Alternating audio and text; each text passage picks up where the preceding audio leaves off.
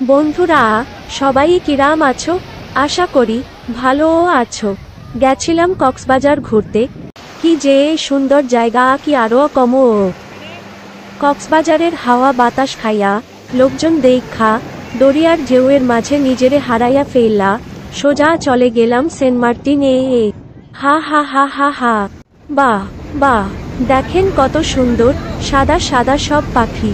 মন দেয় চায় একটারে ধরে নিয়ে নিজের কাছে রেখে দিই। যাওয়ার পথেই দেখি কি সুন্দর সুন্দর সব পাখি।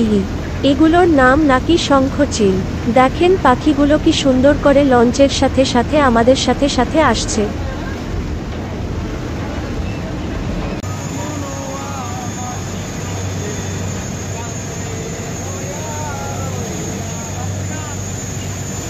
নাফ নদী পার হয়ে আসলাম বঙ্গোপসাগরে। সাগরে আসলি পরে ওই পাখিগুলো কই একটা চলে যায়। দেখেন কি পরিমাণ ঢেউ, এর মধ্যে পড়লে আমার কোনো খোঁজ থাকবে না রে। হা হা হা হা হা। এই যে সেন্ট মার্টিন চলে আসছি। এই যে সেন্ট মার্টিন চলে আসছি।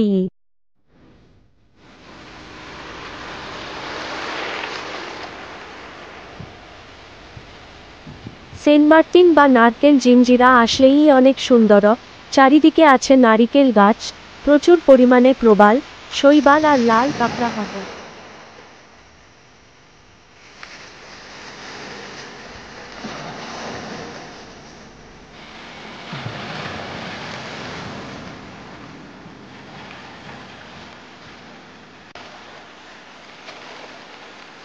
সেন্ট মার্টিনের ঢেউগুলো বেশ মৃদু, কক্সবাজারের মতো খুব জোরে জোরে হয় না।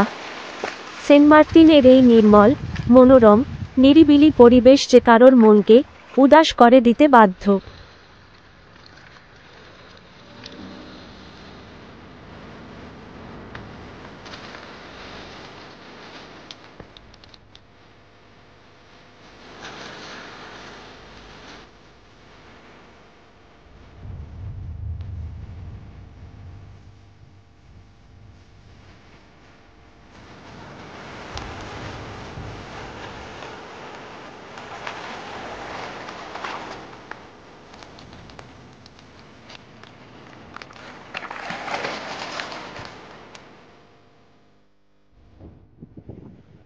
আর এইটা হলো ছেড়া দ্বীপ।